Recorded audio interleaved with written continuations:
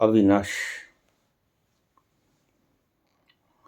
बाबा जी परमात्मा के और देवी देवताओं के प्रतीक चिन्हों को मानना चाहिए कि नहीं मानना चाहिए? आप कहते हैं कि देवी देवता के प्रतीक चिन्हों के रूप में हमने देवी देवताओं का निर्माण किया है।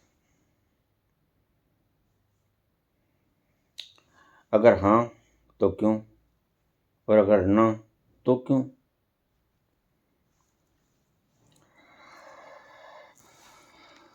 देवी देवता हो या परमपिता परमात्मा हो, इनके लिए प्रतीक चिन्हों का उपयोग नहीं करना चाहिए। क्यों? क्योंकि ये प्रतीक चिन्ह घातक हैं। अल्टीमेटली ये विनाश में ले जाते हैं। अल्टीमेटली ये घृणा और नफरत का सबब बनते हैं। अल्टीमेटली ये मनुष्यता के लिए घातक हैं। अल्टीमेटली ये मनुष्य के दिमाग को पंगु बना देते हैं। यह है कारण। कैसे? बड़े गौर से सुनने वाला उत्तर है। सुनेंगे तो सारी गुत्थियां खुल जाएंगे। जैसे हमने प्रतीक बनाया पानी का H2O, हमने ब्लैक बोर्ड के ऊपर लिख दिया H2O। नमक का NaCl। ऐसे ही हर चीज का हमने साइंस में प्रतीक बना लिया, प्रतीक चिन्ह, सिंबॉलिक रिप्रेजेंटेशंस, जिसे हम एब्रीविएशन कहते हैं। छोटी भाषा में चीज को दर्शा देना। लेकिन आप जानते हैं कि ब्लैक बोर्ड पे लिखा हुआ H2O प्यास नहीं बुझाता, वह पानी ही नहीं है। NaCl सब्जी में डाला, सब्जी को नमकीन नहीं करता, ये आप भी जानते हैं। विज्ञान समझदार है, इसलिए विज्ञान में भ्रांतियां नहीं होती। विज्ञान एब्रीविएशंस को, सिंबल्स को सिंबॉलिक रिप्रेजेंटेशन तक ही सीमित रखता है। विज्ञान कभी H2O को बोर्ड के ऊपर लिखकर धूप दीप अगरबत्ती और उसकी पूजा नहीं करता, फूल नहीं चढ़ाता, आरती नहीं गाता।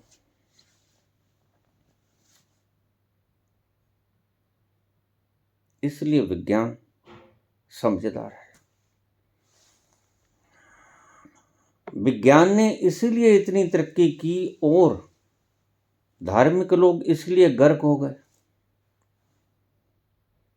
बस ये प्रतीक चिन्ह ही गर्क होने का कारण थे। क्यों? क्योंकि आपने धन की दात्री लक्ष्मी को एक रूप दे दिया,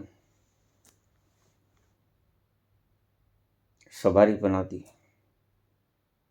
उल्लू की सवारी, कमल के फूल के ऊपर खड़ी हुई, हाथ से धन दिखला दिया निकलता हुआ, गणेश जी के सूंड लगा दी, चूहे की सवारी दे दी,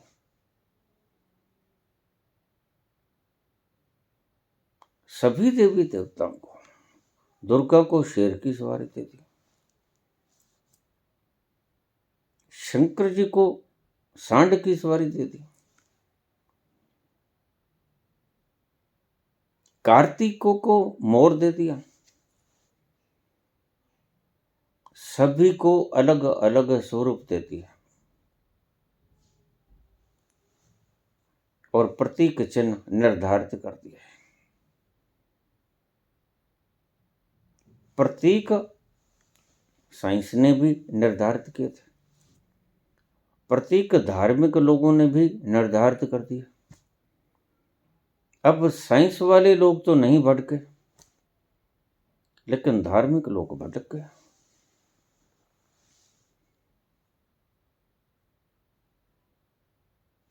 क्योंकि साइंस प्रतीक चिन्हों की पूजा नहीं करती। साइंस प्रतीक को समझती है कि H2O मीन पानी, और वो पानी क्या है वो पानी ला के भी बता देंगे ये पानी है। इसका केमिकल फार्मूलेशन है 2 हाइड्रोजन और 1 ऑक्सीजन।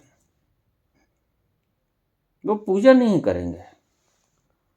उन्हें कोई H2O का मतलब पूछेगा तो कहेंगे कि इसकी केमिकल फार्मूलेशन ये है,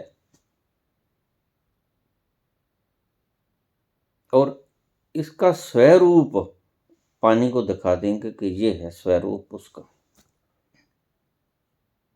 ये प्रतीक चिन्ह है, ये वास्तविक है। लेकिन धर्म में गड़बड़ी हो गई,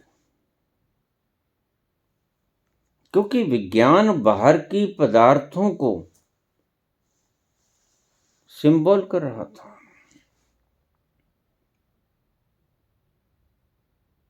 और धर्म रहस्यों को सिंबल कर रहा।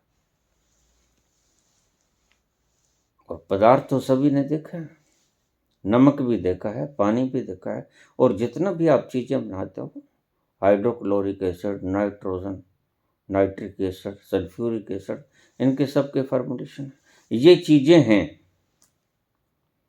आप कहोगे कि ठीक ये नाइट्रिक एसिड है, दिखाओ नाइट्रिक एसिड कहाँ है, तो आप दिखला दोगे ये नाइट्रिक एसिड है। सल्फ्यूरिक एसिड कहाँ है, ये देखो। ये नमक का तेजाब कहाँ है, ये देखो। सो विज्ञान जिस चीज का प्रतीक बनाता है वो चीज है,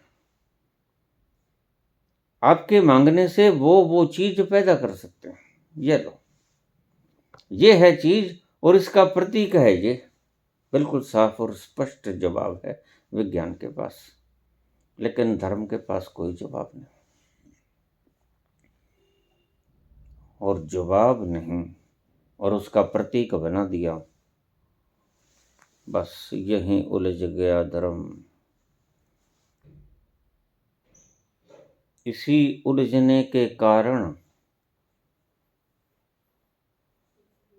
धार्मिक लोग मंदबुद्धि हो गए। धार्मिक लोगों की बुद्धि की, चेतना की प्रखरता खो गई। वो उसी हिसाब से सोचने लगे जिस हिसाब से आपने मूर्तियां बनाई। शंकर की मूर्ति बना दी, ब्रह्मा की मूर्ति बना दी, 4 मुख बना दिए। अब ये किसी ने नहीं सोचा कि 4 मुख का प्राणी सोएगा कैसे, किस करवट सोएगा। सो सकता नहीं वो।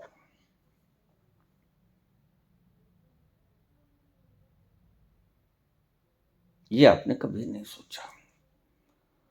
सिंबल बनाने वाले लोगों ने, धार्मिक लोगों ने बना तो दिए, लेकिन लॉन्गर ऑन इसके इफेक्ट क्या होंगे इसके ऊपर कभी गौर नहीं किया, गहन विचारना नहीं की। साइंस तो साफ सुथरी थी। कोई कहेगा दिखाओ NaCl कहाँ है, हम नमक दिखा देंगे, ये उठाओ, और फिर इस नमक को आप एनालिसिस कर लो, आपको वही कुछ मिलेगा जो हमने लिखा है। सोडियम मिलेगा, क्लोरीन मिलेगा। लेकिन आपका धर्म न तो कोई कांट छांट हो सकती है, न किसी ने वो देखा है। सिर्फ अंधविश्वासों में हम उलझ के रह जाएंगे। धार्मिकता का नाम आज धर्म अंधता हो गया है, क्योंकि धर्म ने चिन्हों को उसकी वास्तविकता में रहस्यात्मक रूप से स्वीकार नहीं किया, वरन उनकी पूजा करनी शुरू कर दी। यहीं आकर गड़बड़ हो गई। विज्ञान कभी पूजा नहीं करेगा H2O की, ना NaCl की करेगा, ना ओजोन की करेगा, ना कार्बन डाइऑक्साइड की करेगा, CO2 की करेगा, ना नाइट्रोजन की करेगा, ना ओजोन की करेगा। किसी सिंबल की पूजा नहीं करेगा। वो समझाएगा सिर्फ कि ये है ओजोन, ये है कार्बन डाइऑक्साइड। ये कार्बन डाइऑक्साइड वृक्ष लेते हैं और ऑक्सीजन छोड़ते हैं। सारी चीज साइंटिफिकली एक पथ पर सीधी लकीर पर चलने वाले लोग वैज्ञानिक। विज्ञान तुम्हें सारी चीज समझा देगा ये कैसे होती है। कुछ भी रहस्य नहीं है विज्ञान में, बल्कि विज्ञान वो जिसने रहस्यों से पर्दा हटा दिया, और धर्म वो जिसने बात रहस्यों की करनी। उसके लिए सिंबल बनाना खतरनाक है। खतरनाक इसलिए है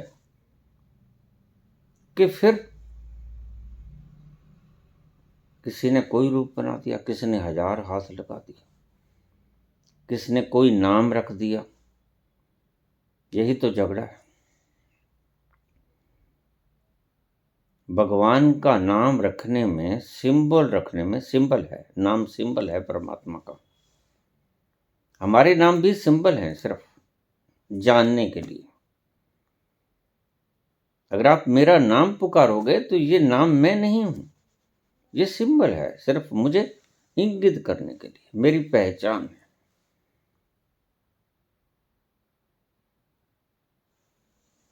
आपने नाम रख दिया, ये ब्रह्मा है, इसकी आकृति ऐसी ऐसी है और इसका काम ऐसा ऐसा है। ये विष्णु है, इनकी आकृति ऐसी ऐसी है, इनका काम ऐसा ऐसा है। ये शंकर जी हैं, इनकी आकृति ऐसी है और इनका काम ऐसा ऐसा है। ये धन की देवी लक्ष्मी है, इनकी आकृति ये है और इनका काम ऐसा ऐसा है। ये शक्तिदायिनी दुर्गा है, इनका स्वरूप ऐसा है और इनका काम ऐसा ऐसा है। इसलिए आपने सभी चीजों को, जैसे साइंस ने सिंबल्स बना दिए, ऐसे ही आपने प्रत्येक शक्ति को या बल को या किसी भी चीज को आपने रूप दे दिया, अपने मनमाने ढंग से रूप दे दिया। अब शीतला माता को अपने गधे के ऊपर बिठा दिया, सोचा समझा कुछ नहीं। गणेश को, इतने भारी भरकम गणेश को चूहे के ऊपर बिठा दिया। शंकर जी को आपने सांड के ऊपर बिठा दिया। ये सब आपकी मानसिक कल्पनाएं थीं और इन मानसिक कल्पनाओं को आपने सिंबल का रूप दे दिया, चिन्ह। फिर आगे विवाद खड़े हो गए।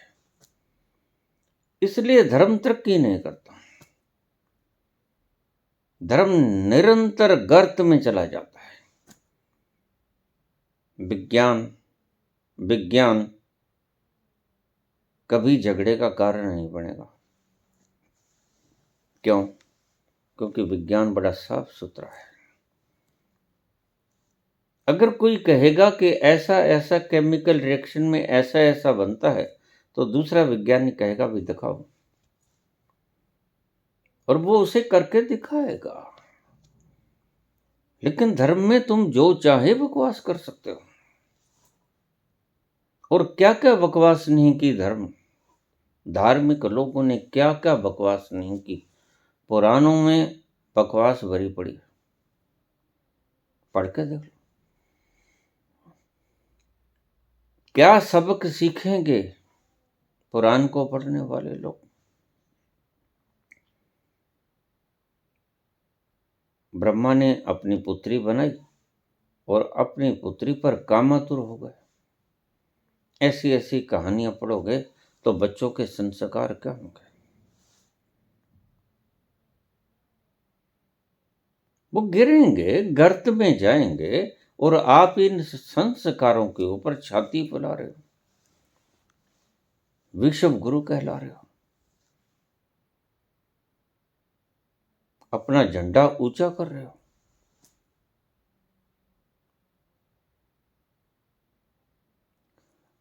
मैं क्यों कहता हूं कि विज्ञान ने जैसे बनाए, विज्ञान के लिए तो ठीक है, वो तो काम में आएंगे। विज्ञान के लिए ये जरूरी है, आवश्यक है। विज्ञान इनका उपयोग करता है। एक वैज्ञानिक दूसरे वैज्ञानिक को कहता है कि भाई H2O ला के दो, प्यास लगी है तो वो पानी ला देगा उसको। विज्ञान की सरल सीधी सरल भाषा है, उसके एब्रीविएशन भी बिल्कुल साफ है। लेकिन धर्म की कोई भी चीज साफ सुथरी नहीं, प्रतीक तो उसने बना दिए, लेकिन उसका अर्थ कौन करेगा? विज्ञान तो बड़े मजे से अर्थ कर देगा, धर्म उलझ जाएगा, और धर्म आज उलझ गया है। ये धर्म ही है जिसने भाई के हाथ में तलवार दे दी, लड़ो, एक दूसरे को काट दो, एक दूसरे को बर्दाश्त न करो। जिसने सहिष्णुता हमारी छीन ली, जिसने आपसी सद्भाव और प्रेम हमारा छीन लिया, और जिसने ऐसे ऐसे पागलपन क्रिएट किए जिसका कोई ठिकाना नहीं। और बड़े मजे की बात है, हिंदू का पागलपन मुसलमान को दिखता है, हिंदू पागलपन करता है तो मुसलमान को दिखता है।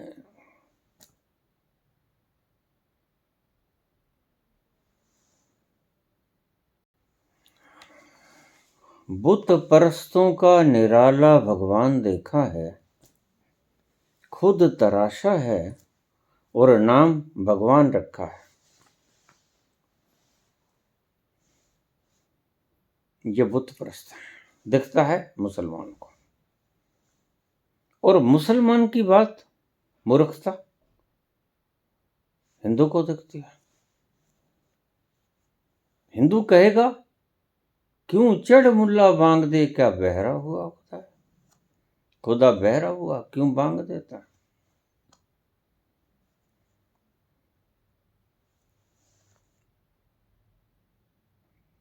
और एक धर्म दूसरे धर्म की मूढ़ताओं को देखकर हंसता है, खिल्ली उड़ाता है। ये सब क्यों हुआ?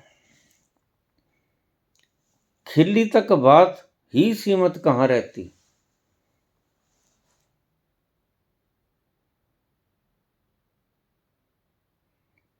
तर्क करने वाले, काट करने वाले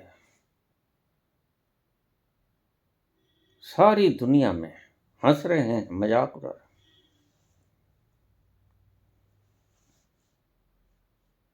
हमारे देवी देवताओं की तस्वीरों को देखकर दूसरे धर्म के लोग हैरान हो जाते हैं, और दूसरे धर्म के कामों को देखकर हम लोग हैरान हो जाते हैं। ये सब क्यों हुआ? ये सब इसीलिए हुआ कि उस अव्याख्या की तुमने व्याख्या कर ली।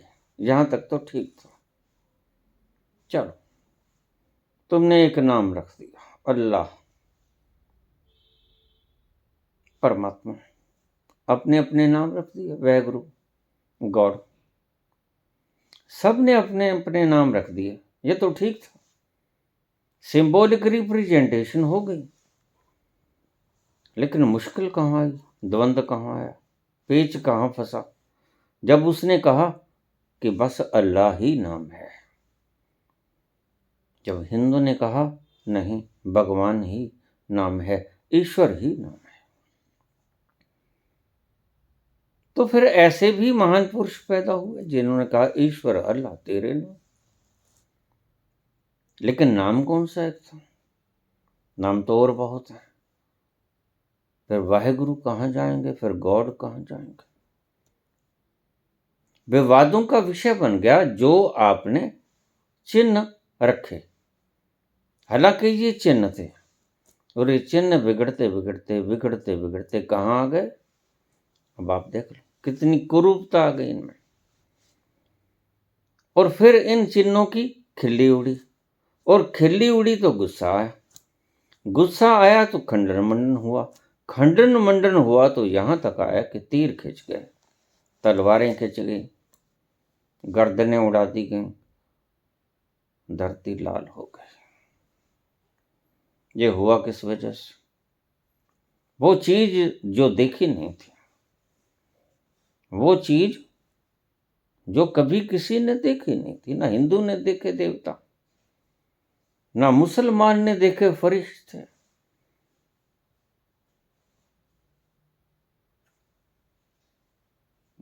ईसाइयों ने देखे, ना यहूदियों ने देखा,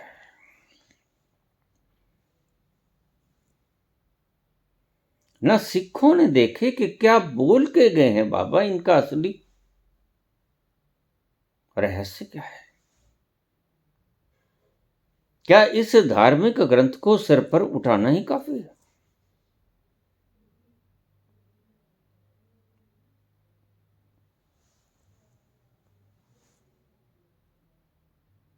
यहां भी लोग ऐसे हैं जो श्री गुरु ग्रंथ साहब के पास सुबह सुबह दांत साफ करने के लिए दौतन रख देते हैं। ये बाबा जी दौतन करेंगे। फिर व्यवस्थाएं बदली, फिर कृष्ण लड्डू गोपाल में आए, फिर मान्यताएं माननी जाने लगी। यहां विवाद खड़े हो गए। मूर्ताएं पैदा कहां से हुई? सिंबल से, चिन्हों से।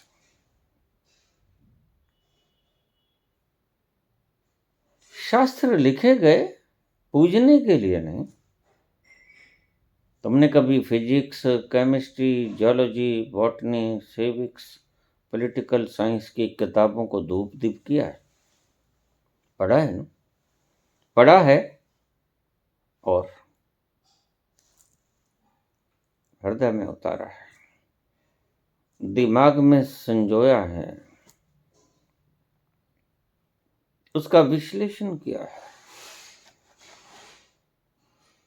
बस यही मूर्ता होगी। इसलिए मैं कहता हूं इन सिंबल्स को मानना ही नहीं चाहिए, क्योंकि अगर मानोगे तो मानते मानते एक दिन ऐसा आएगा कि आप उसकी पूजा करनी शुरू कर दोगे। इसलिए सही संत ये कहता है कि मेरी तस्वीर मत बनाना,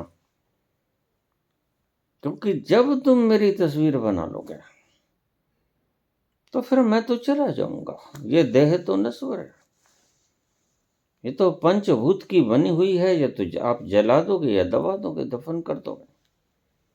लेकिन बाद में इस मूर्ति की पूजा होनी शुरू हो जाएगी, और इस मूर्ति की पूजा होनी शुरू हो जाएगी, और बाद में इस मूर्ति के आगे मन्नतें मांगनी शुरू हो जाएंगी, और एक जमावड़ा इकट्ठा हो जाएगा। आज सभी मंदिरों के आगे यही दशा है, देख लो। ऐसे ऐसे कारनामे दिखेंगे तुम्हें। आज मनोदशा इतनी विकृत हो गई, ऐसा लगता है कि सारी धरती पागल हो गई हो। इन्हें उपचार की, मानसिक उपचार की आवश्यकता।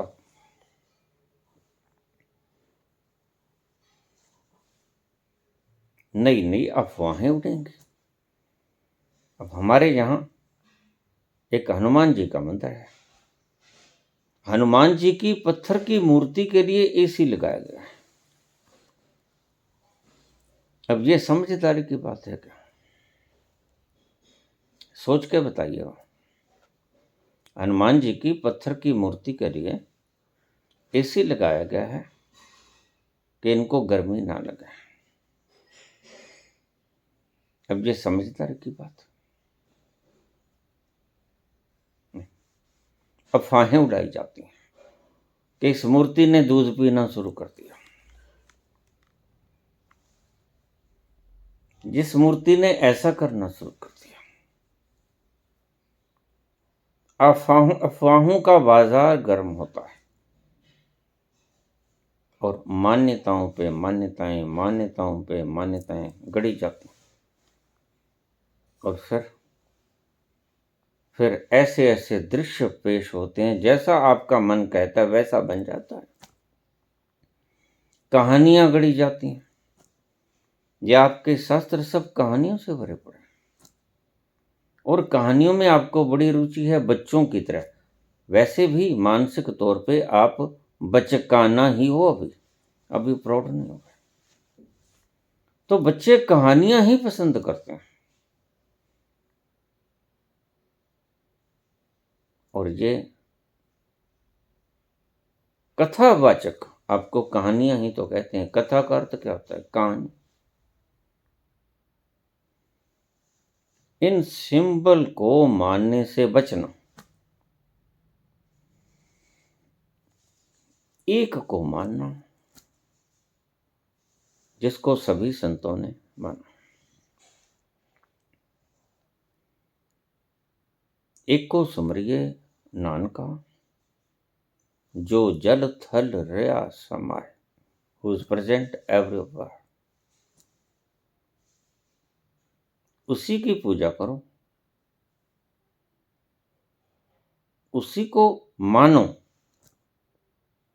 और उसी को जानो, जो जल थल रया समाए। किसी संत ने उसे जल और थल में व्याप्त देखा था।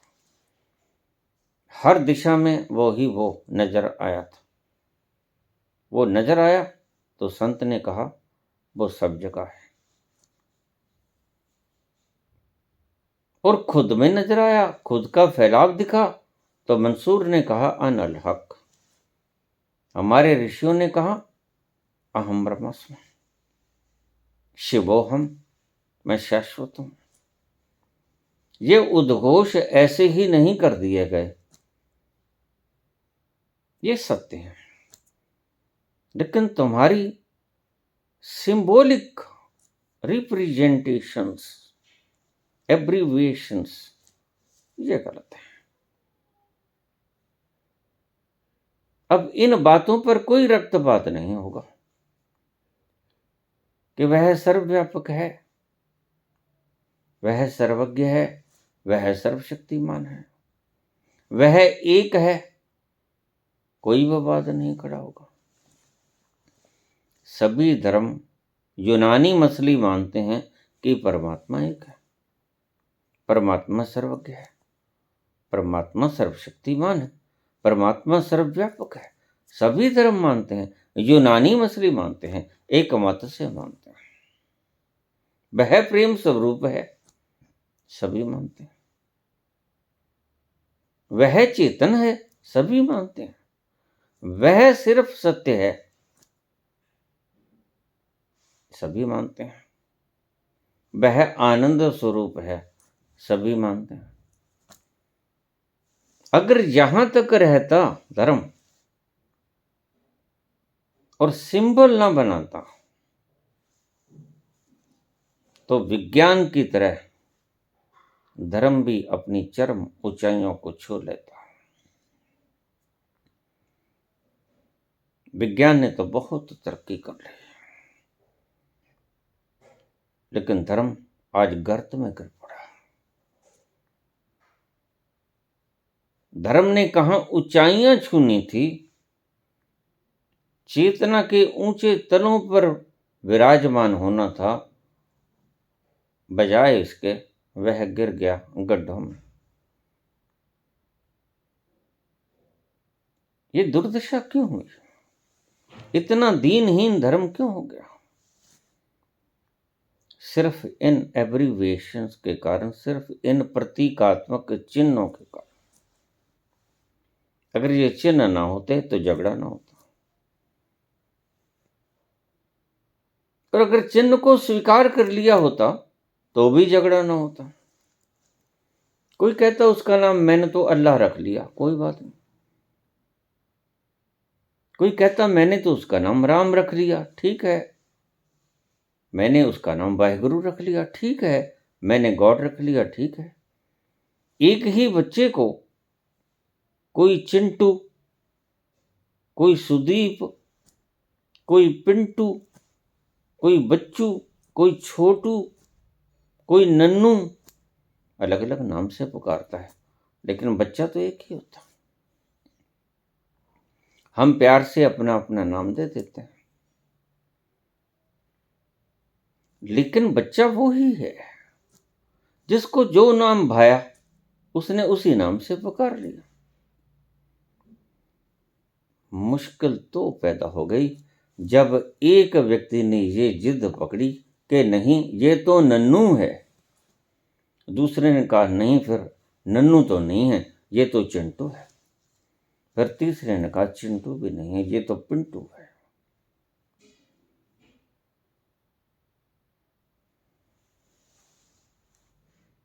फिर पाठशाला ने कहा कि न चिंटू न पिंटू, न छोटू न मोटू, इसका ये तो सुदीप है, और ये सब झगड़े का कारक बन गए। जुदा जुदा मत हो गया। ये हुआ क्यों? सिर्फ आपकी मान्यताओं के कारण। आपने प्रतीकों को मान लिया। सारे झगड़े की फसाद ये प्रतीक है। फिर बहस होने लगी, फिर पोथियों को बगल में दबाकर शास्त्रार्थ होने लगे, मूर्तियां गढ़ी गईं, मूर्तियों के ऊपर श्रद्धा थोप दी गई। कबीर ने ऐसे ही नहीं कहा कि पाथर पूजे हरि मिले तो मैं पूजूं पहाड़। फिर उसकी पूजा शुरू हो गई, फिर उसकी मूर्ति को रखकर रत जगे होने शुरू हो गए। ये पागलपन बढ़ता ही गया और बढ़ता ही जाएगा। मनुष्य पागलपन की अतिरेक सीमा पर आकर खड़ा हो गया है आज।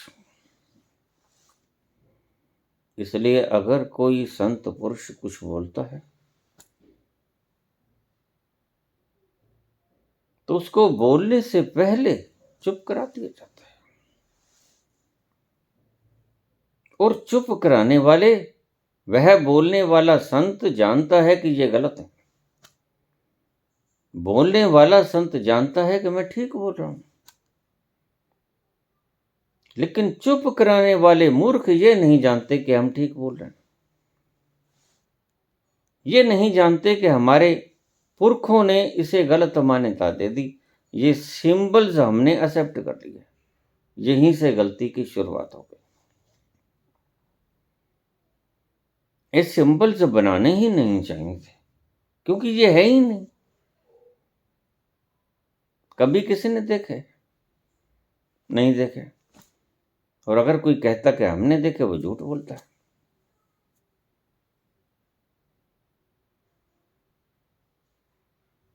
तो ये संग रचना हमने की,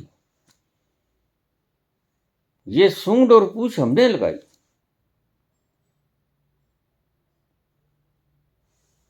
अभी एक प्रश्न आ जाया था, उसका विस्तार मैं अगली वीडियो में दूंगा।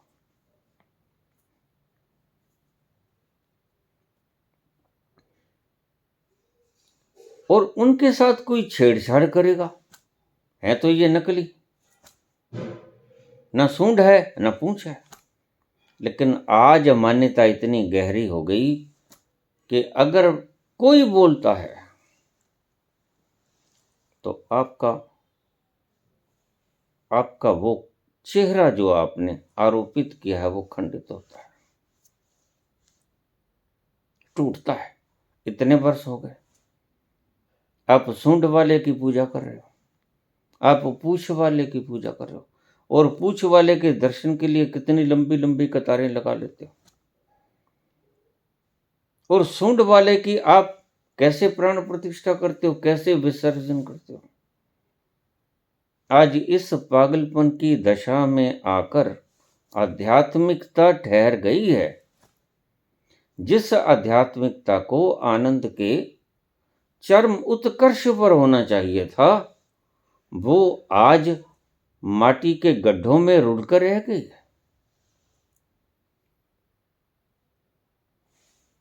क्या करूं उनको, सभी जगह पागलपन बिखरा हुआ है। और फिर इनसे बड़े प्रश्न उठते हैं। फिर कोई कहेगा कि आप प्रसाद भोग लगाते हो, खाता तो है नहीं।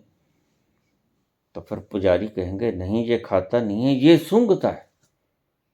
अब सूंघने का क्या पता लगेगा, खाओगे तो मुख चलेगा, सूंघेगा तो सूंघने का तो पता ही नहीं लगता। कहानियां गढ़ी गई, झूठ पे झूठ बोले गए।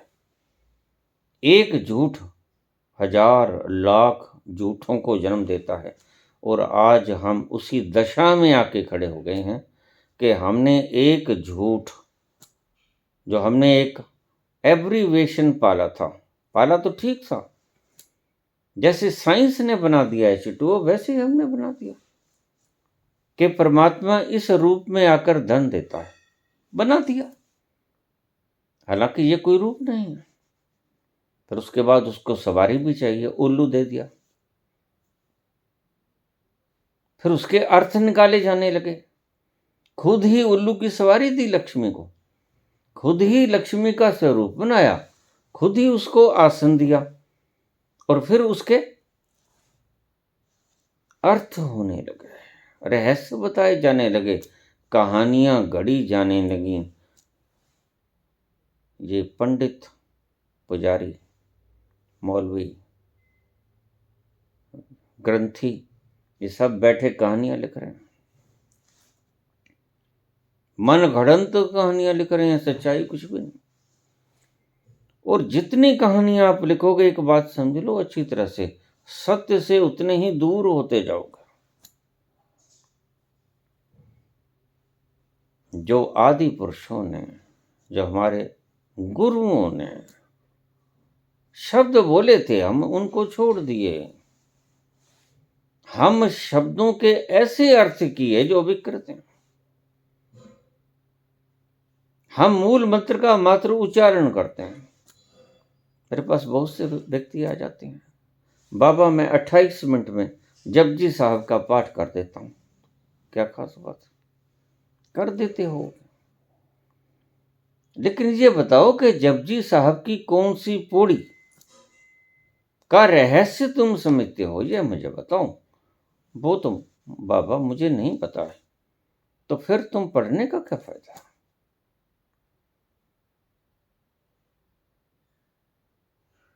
ये तो उस गीत की भांति है जो आपने गुनगुना दिया क्योंकि आप गुनगुना सकते हो, और उसका अर्थ नहीं आपको पता है।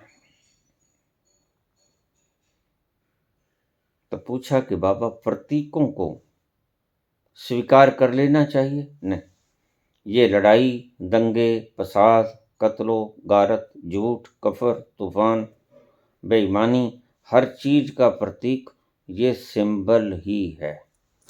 ना सिंबल होते, ना सिंबल बनते, ना ही ये झगड़े होते।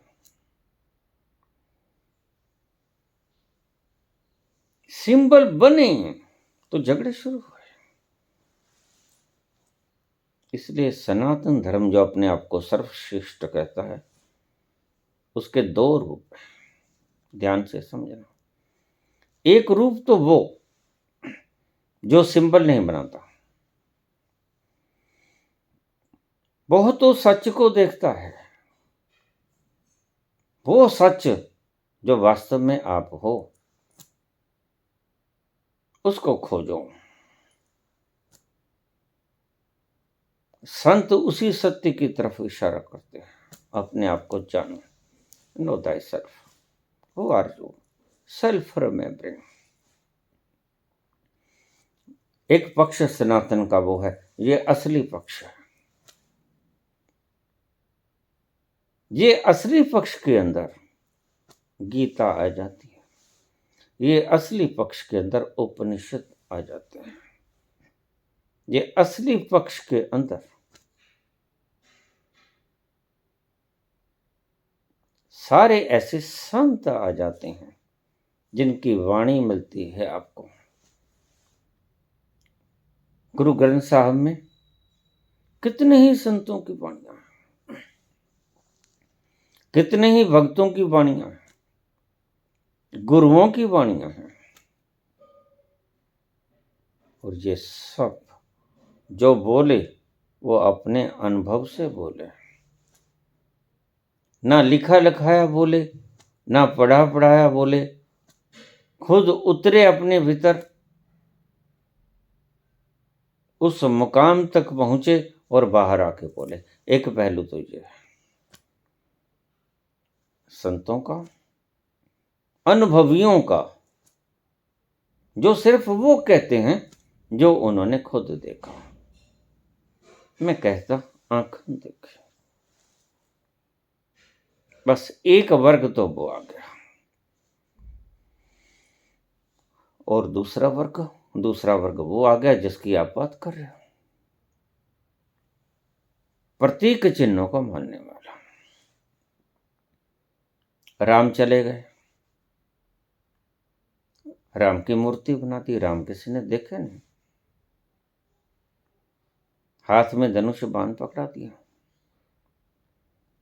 और उसको आपने मान लिया कि राम ऐसे थे, और राम के हाथ में धनुष बाण पकड़ा दिया। कृष्ण की मूर्ति बना ली, कृष्ण के हाथ में बंसरी दे दी, मोर मुकुट लगा दिया, उसकी मूर्ति बना दी। यहीं विवाद खड़े हो गए, क्योंकि अल्टीमेटली इस तरह के लोग सिंबल से शुरू करते हैं और पूजा पर ठहर जाते हैं। जब आपने किसी चीज की पूजा करनी शुरू कर दी तो आप चूक गए, धर्म धर्म न रहा, धर्म भ्रम बन गया, धर्म भ्रम बन गया। इसलिए आज सारे सिंबल की पूजा करने वाले धार्मिक नहीं हैं, भ्रमित लोग हैं। धर्म नहीं है उनके अंदर, भ्रम है उनके अंदर।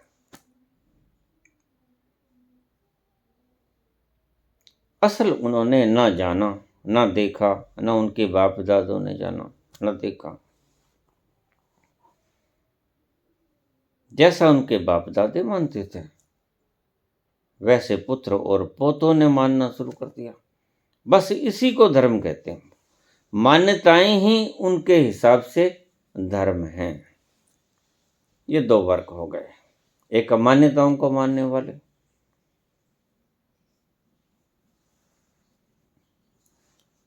इन प्रतीक चिन्हों को मानने वाले, ये पूजा करने वाले लोग, और एक दूसरे जो अनुभवी, जो पूजा नहीं करते। नानक पूजा नहीं करते, कबीर पूजा नहीं करते।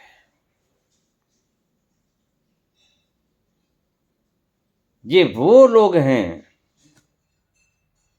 जो उसको जानते हैं जिस तत्व की वो पूजा करते हैं। बस उनके हृदय में उनका स्थान है, वही पूजा है। लेकिन आप षोडशोपचार पूजन करते हैं,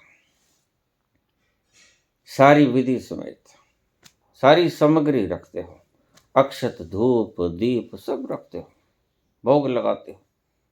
ये कर्म कांड आ गया। कर्म कांडी सब बकवास, अनुभवी सब सही। ये मैंने आपको बाइफरकेट कर दिया, अलगाव कर दिया दोनों में। कर्म कांडी सब बकवास, अनुभवी सब सत्य। जिन्होंने खुद देखा, अपने नयनों से देखा, माना नहीं तुम कहते कागज की लेखी, और मैं कहता आँखन देखी। कबीर ये कहते हैं, मैं विश्वास की हुई बात, मानी हुई बात, चिन्हित की हुई बात, आपके सिंबल्स को बिल्कुल नहीं मानता। मैं तो आंखों देखा है जो, वही बोलता हूं। इसलिए परम सुखी हूं, और परम सुख सब चाहते हैं। सारे प्राणी धरती के परम सुख की इच्छा रखते हैं, और मूलतक से है, देखने से, अनुभव से। तो कबीर नानक जैसे लोग उन लोगों में हैं जिन्होंने उसे अनुभव किया, और तुलसी जैसे लोग, ये कवि, ये उन लोगों में हैं जिन्होंने चिन्हों को मान्यता दी, पूजा दी, फिर उन्होंने सब चौपट धंधा कर दिया। मैंने सुना है, कहानी पहले भी सुनाई है। तुलसी चले गए वृंदावन, राम के भक्त हैं। ये भगत किसी के भी हों, वो अंधे ही होते हैं, ध्यान रखना। भगत किसी के भी हों, अंधे ही होते हैं, सुजाके नहीं होते। अगर सुजाके होते तो भगत ना होते, पूजा ना करते, फिर वो अनुभव करते, फिर वो देखते, दर्शन होता उनके भीतर, मानना नहीं होता, जानना होता।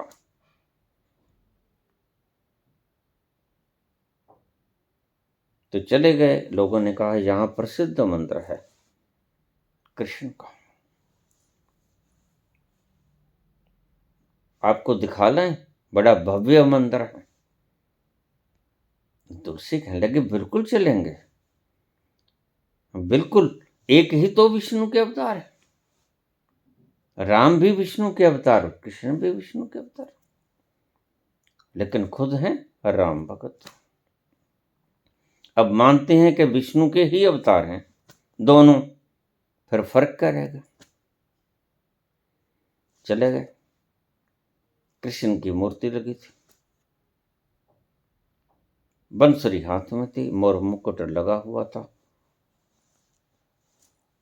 अवर्णनीय शोभा से युक्त भगवान कृष्ण की मूर्ति, छैल छबीला कृष्ण। देखकर बोलते हैं बड़ी खुशी हुई, आपकी शोभा वर्णी नहीं जाती। कहा कहूं छवि आपकी, भले बने हो नाथ। आपकी छवि का वर्णन क्या करूं, कवि हैं, ऐसी बकवास कवि ही कर सकते हैं। छल कपट कवि से अलावा और कौन करेगा। सत्य तो वो जानता है, कविता में दक्ष है, शब्द उसके पास बहुत आयु में है। कहा कहो छवि आपकी, भले बने हो नाथ। क्या बात है नाथ, मालिक।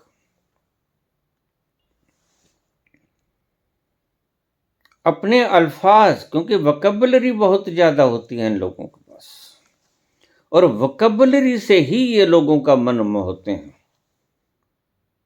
शब्दों का जोड़ तोड़ करने की अनुपम प्रकृति और विद्वत्ता होती है इन लोगों के पास, और सिर्फ उसी के बलबूते पे ये लोग छा जाते हैं। अनुभव वगैरह इनके भीतर कुछ नहीं होता। तो इन लोगों को मैं दूसरी श्रेणी में रखता हूं, कर्मकांडियों में, जो सिर्फ संकेतों को, जो चिन्ह बनाए गए थे उनको ही पूजते हैं, और कोई भी चिन्ह बनाया जाए आखिर में वो पूजा के ऊपर आ जाता है। आप कुछ भी बना दो, कुछ भी मान दो, कुछ भी सिंबल रख दो धर्म में, आखिर में उसकी पूजा शुरू हो जाएगी।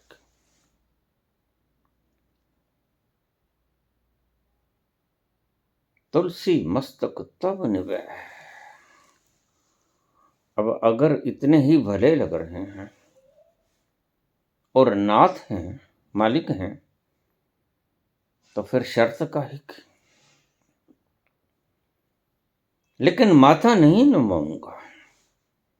यहां अकड़ के खड़े हैं पंडित जी। पंडित तुलसीदास अकड़ के खड़े हो गए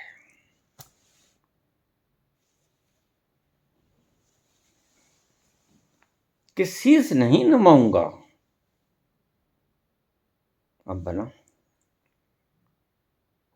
भगत के अल्फाज ये हैं? नहीं, न तो ज्ञानी के अल्फाज हैं ये, न भगत के अल्फाज हैं ये। जिस तरफ देख लिया जान तसद्दुक कर दी। मैं तो मोहताज नहीं काबे या बुत खाने का। फिर राम हो या कृष्ण हो, आप तो अपने ही धर्मों के बनाए हुए सिंबल्स को शीश नवाने से इंकार कर रहे हो।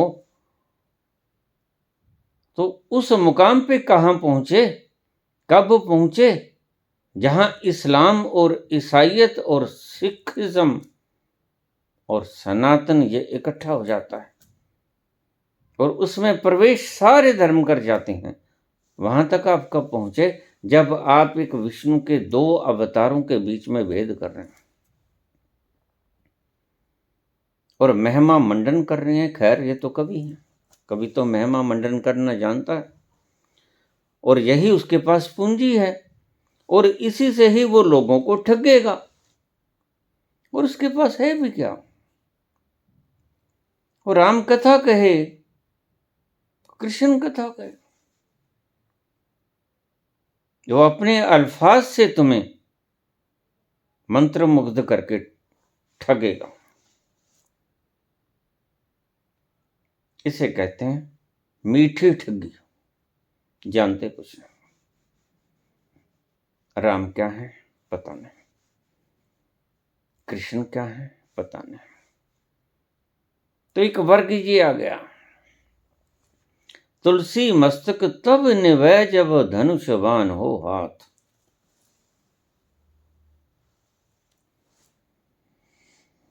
लेकिन ये बंसरिया, ये मोर मुकुट, ये होते हुए तुलसी का मस्तक, पंडित जी का मस्तक तो नहीं निभेगा। ये भी पक्के अत्री हैं। पंडित तुलसीदास जी अत्री, अत्री कैसे झुक जाएंगे? ऋषि की संतान है। शर्त रख दी, पत्थर की मूर्ति के आगे, और कहते हैं कि यहां गपोड़ मार के। ऐसा होता नहीं, ऐसा हुआ नहीं। कहते हैं कि बंसरी गायब हो गए और हाथ में धनुष बाण आ गया। आकृति तो सेम ही थी, कृष्ण की और राम की आकृति में तो कोई फर्क है ही नहीं। हाथ में धनुष बाण आ गया।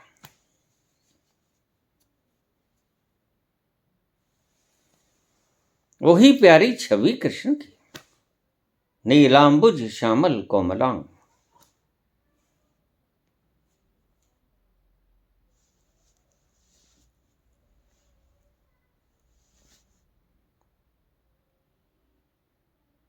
और तुलसी का अकड़ा हुआ सिर झुक गया।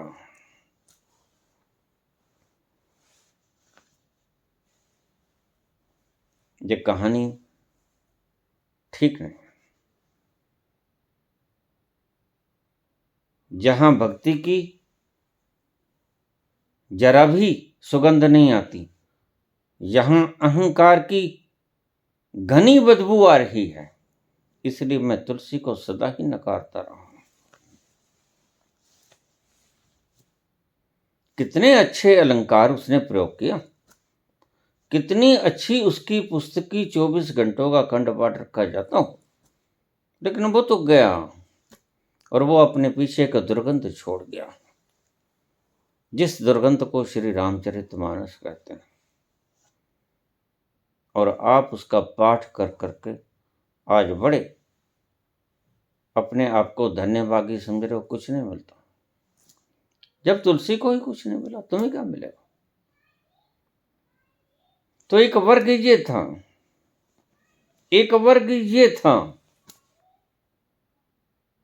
जिन्होंने कहा जिस तरफ देख लिया जान तसद्दुक कर दिया, मैं तो मोहताज नहीं काबे या बुत खान का। और एक तरफ ये लोग, कहा कहूं छवि आपकी भले बने हो।